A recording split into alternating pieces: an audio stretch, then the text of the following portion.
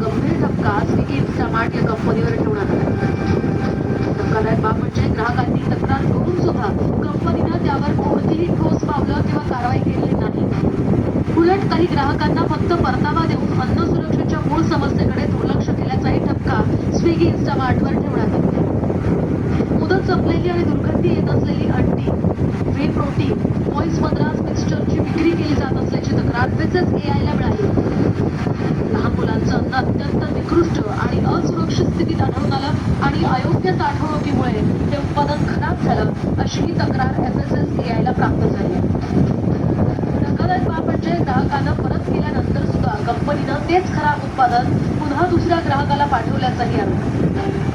FSSAIनं Swiggy इन्स्टामार्टला या सर्व त्रुटींवर लेखी स्पष्टीकरण आणि दस्तऐवजीकरण पुरावे सादर करण्याचे आदेश दिले. तसंच अशा घटना पुन्हा घडू नये म्हणून कंपनीनं काय उपाययोजना केल्या याचाही अनुपालन अहवाल मागवला. नेरूळ पश्चिम रेल्वे स्थानक परिसरात